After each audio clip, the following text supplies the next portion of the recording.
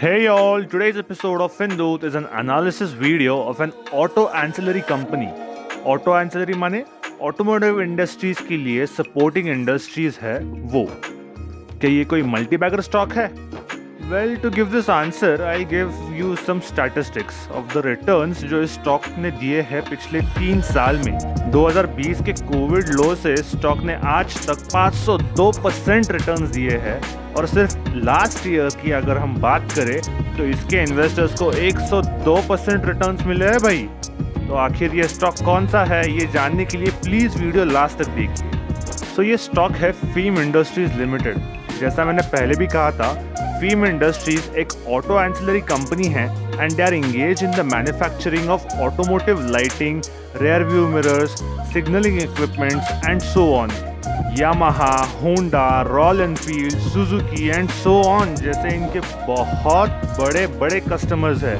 काफ़ी तगड़ी लिस्ट है इनके कस्टमर्स की. सो ये ऐसे बढ़िया कस्टमर्स को अपने प्रोडक्ट्स बना के बेचते हैं. अब देखते हैं कंपनी का यूनिक सेलिंग पॉइंट या इनके प्रोस्पेक्ट्स फॉर द फ्यूचर.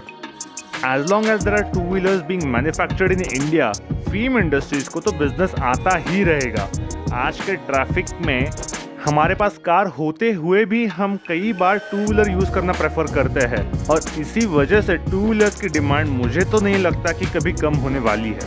और टू व्हीलर्स है तो इंडिकेटर्स, हेडलाइट और टेल लैंप्स जैसी चीज़ें की ज़रूरत तो लगेगी ही और यहाँ हमारा फीम इंडस्ट्रीज कर लेगा अपना बिजनेस. तो चलिए अब जरा देखते हैं ये कंपनी का फाइनेंशियल एनालिसिस.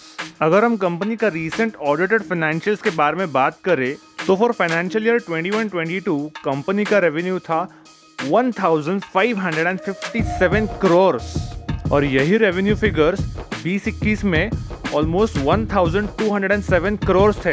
मतलब ऑलमोस्ट 28% हाइक उनके 2021 नंबर्स पे. Now coming to financial year 22-23, अब इस साल में रेवेन्यू का हाइक जो 28% था it has come out to 17% और कंपनी का revenue it has increase from 1557 crore to 1834 crore. So growth है कंपनी में but at a slower pace इस साल के लिए. बट अगर हम नेट प्रॉफिट वाइज देखें तो कंपनी का नेट प्रॉफिट इस साल के लिए 139 करोड़ था as compare to the financial year 21-22 जहाँ पे नेट प्रॉफिट 95 करोड़ था. तो अगर नेट प्रॉफिट्स कंपेयर करने हो तो कंपनी को 46% राइज मिला है भैया, विच एज पर माई एक्सपीरियंस एकदम फाड़ू राइज है. मतलब ये राइज है नेट प्रॉफिट का जब रेवेन्यू सिर्फ 17% से बढ़ा है. तो सोचिए यही फिगर और बढ़ती तो क्या होता. बट इसका मेन रीजन है कि कंपनी का फाइनेंस कॉस्ट घटा है फॉर द फाइनेंशियल ईयर 22-23. मतलब कंपनी ने डेट कम किया है. So in a way it is a good sign for the company.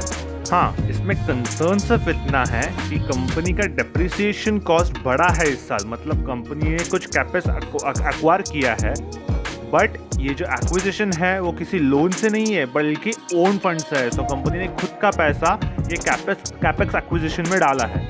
So investors थोड़ा सा कंसर्न तो रेस करेंगे इस बात पे बट देखते हैं कैसा होता है इस साल के लिए. Now let's take a look at the technical analysis of the company. So we here at Findut बाकी सारे यूट्यूबर्स जैसा कुछ क्लेम नहीं करेंगे कि देखिए हमारा प्रेडिक्शन कितना सही है. बट हम ये शायद भूल जाते हैं कि ये प्रेडिक्शन होती है. और इतना ही, अगर मेरा प्रेडिक्शन सही होता था तो मैंने खुद से ट्रेड करके 21 दिन में पैसा डबल नहीं करवा लेना था. बट ठीक है, ओवरऑल वीकली चार्ट्स पे अगर देखें तो कंपनी ने अपने 52 वीक हाई को लास्ट ईयर ही ब्रेक कर दिया था. अब चलते हैं डेली चार्ट्स पे. फीम ने जस्ट एक लास्ट मंथ ही एक अच्छा सा ब्रेकआउट दिया है. इस ब्लू लाइन को देखिए, या कंपनी को रेजिस्टेंस था जिस पे इस कैंडल के तगड़े ब्रेकआउट के बाद कंपनी ने सपोर्ट ले लिया है.